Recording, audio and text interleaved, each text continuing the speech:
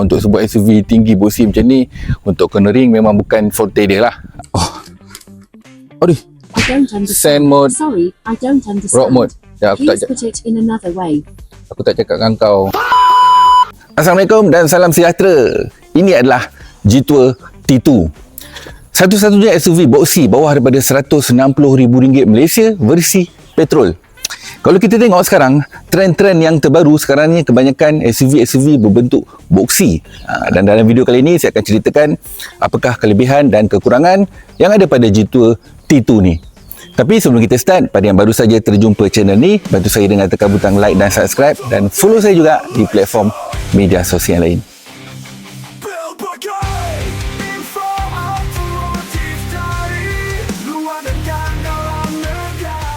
Untuk pengetahuan korang, G-Tour ni dia adalah sub-brand bawah daripada Chery. Sama juga macam Omoda Jayco dan juga Aika. Tapi dalam pasaran Malaysia, G-Tour ni dia bergerak solo. Dan yang paling menariknya, G-Tour T2 ni baru saja dilancarkan pada bulan Mac. Dalam masa 3 bulan je, booking dah cecah 4,000 lebih unit dia. Bulan lepas dia register dekat 800 unit, dah masuk dalam top 10 kereta paling laris. Nampak kan? Okey, kita mulakan pada design bahagian depan dia. Kalau kita boleh nampak trademark G-Tour, kita boleh nampak dekat sini. Dia ada tulisan nama G-Tour besar-besar dekat depan. Dan kalau waktu malam, dia bercahaya memang nampak cantik lah. Dan kemudian lampu dia, lampu LED metrik berbentuk 4 segi. Daripada depan ni memang nampak betul-betul dia ada trademark tersendiri. Pada bahagian side profile, kalau daripada tepi ni memang kita boleh nampak dia memang adalah clone Land Rover. Kita boleh tengok dia gunakan rim. Rim dia walaupun tak nampak agresif tapi nampak cantik lah, nampak elegan. Dengan saiz tayar dia 25-60-19. Dia menggunakan tayar tebal dan boleh nampak corak bunga ni adalah nampak macam tayar off-road. Tapi bagi saya ini adalah sebuah SUV yang light off-road lah. Dia bukannya hardcore off-road sebabnya dia menggunakan chassis monocoque.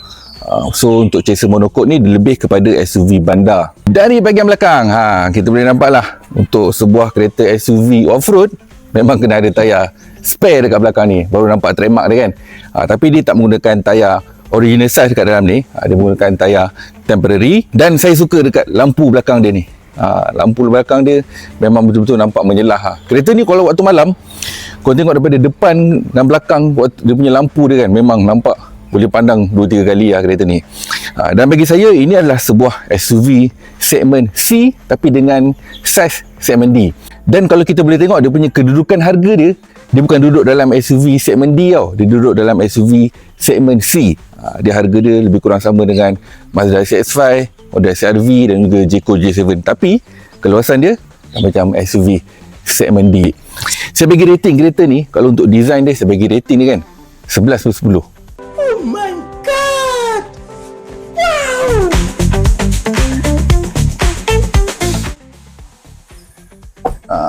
Dan bahagian interior dia, okey, nampak untuk sebuah SUV off-road mesti kena ada handle grip kat atas ni. So air pula. Okey, untuk bahagian interior dia memang kita boleh nampak lah dia macam typical kereta-kereta China. Tapi rasa vibe dalam dia macam kereta EV kan, walaupun dia adalah sebuah kereta petrol. Kita boleh tengok sebabnya dia punya sistem infotainment dia besar, 15 inci. Meter cluster 10 inci. Dan yang paling penting, dia punya button physical aircon dia ada dekat sini. So untuk cuaca Malaysia yang panas, memang sebenarnya button physical aircon ni memang penting lah. Kemudian dia ada 7 mod pemanduan. Dia ada sport mode, snow mode, mud mode, sand mode, rock mode. Ya, aku tak cakap dengan kau. Dan untuk bahagian practicality bahagian depan ni okey lah. Dia punya ruang dia agak selesa dan luas lah untuk saya kan. Dan kemudian untuk sitting position dia pun dengan steering dia yang flat bottom macam ni. So ruang kaki kat atas ni masih dia senang lah bergerak bebas. Dan bahagian belakang, okey, untuk saya yang tinggi 180 cm ni, nampak? Ni seat depan ni saya ke belakang ni ikut kedudukan saya, nampak? Masih ada lagi ruang. Kalau saya ke depan kan memang lagi luas lah. Itu saya cakap, dia walaupun dia sebuah SUV segmen C, tapi sebenarnya keluasan dalaman dia dah macam SUV segmen D dah. Dia nak kata segmen D dia besar lebih kurang macam Toyota Harrier jugalah. Okay. Ada armrest, ada aircon kat belakang, ada USB. Okey lah, selesa. Mantap. Ni lagi satu saya suka dia punya ni. Korang tengok dia punya pintu punya handlebar kat belakang ni kan, memang nampak stylo lah. Style lah, dia betul-betul nampak sebuah SUV adventure lah. Dia punya design luar, design interior dia memang kena. Untuk boot space, boot space dia 580 liter, tapi bagi saya dia macam kecil juga sebenarnya. Mungkin sebab dia ada ruang dekat bahagian bawah ni, so total dia boleh dapat 580 liter lah. Dan kalau turunkan seat ni boleh dapat hingga ke 1400 liter. Dan bagi saya, untuk sebuah SUV adventure, boot belakang ni sebenarnya penting juga. Dan boot belakang dia agak rendah juga. Tapi yang bestnya nampak ni. So kalau macam nak piknik ke apa kan, best lah. Tapi boleh duduk seorang kan, boleh minum air kat sini, jus kopi ke. Kan ada ni nampak macam tak kuat. Tapi lah, kereta ni sebenarnya bukannya kepada SUV yang hardcore off-road kan, tapi untuk light off-road macam piknik santai-santai. Nampak? Ni buktinya, dia adalah untuk piknik santai-santai. So siap ada lagi power socket lagi kat belakang. Okey lah.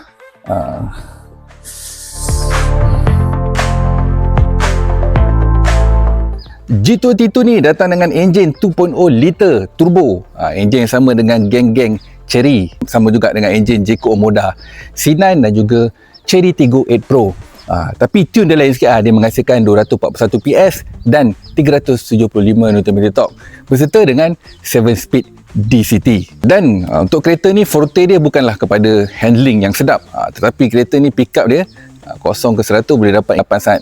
Membayangkanlah, kereta ni memang cukup power on road. Dan untuk off-road, light off-road, kalau macam contoh masuk ke tanah merah ke kebun ke, walaupun atas kertas dia kata boleh pergi dalam kedalaman air 700 mm, tapi bagi saya, untuk kalau korang memang kaki 4x4, korang boleh tahu sendirilah, dengan chassis monokok macam ni nak masuk hutan, dia memang agak tak rigid sangat lah berbanding kalau dengan chassis leather frame. Bagi saya, G22 ni adalah sebuah SUV yang kalau korang nak cari sebuah SUV family untuk jalan jauh and then kalau korang sebenarnya impikan sebuah SUV adventure, dulu nak dapatkan sebuah SUV boxy macam ni harga mahal kan, harga atas 200,000. Sekarang dah boleh dapat RM160,000 Malaysia je. Sebenarnya G22 ni bukanlah sebuah SUV off-road yang hardcore, dia lebih kepada light off-road lah.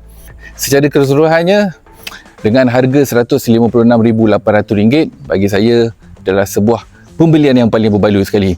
Dengan SUV kategori segmen C, SUV segmen C, tapi dengan practicality SUV segmen D, kereta ni boleh jadi laris. Sebab apa? Sebabnya, pertama sekali rakyat Malaysia dia suka design tau. Design kalau dah cantik macam ni kan, tengoklah macam G2 Dashing. G2 Dashing pun penjualan dia boleh tahan lah. Kemudian G2 VT9, dan lagi satu sebab harga. Design, practicality, harga. Design cantik dan saiz pun besar dengan harga yang berpatutan. Okeylah, sekian saja video saya untuk kali ini. Diharap bermanfaat kepada semua. Dan macam biasa, subscribe lah dulu and support sikit Joe Bashir. Jumpa dalam video akan datang. Saya Joe Bashir, Info Otomotif Malaysia. Assalamualaikum. Ciao.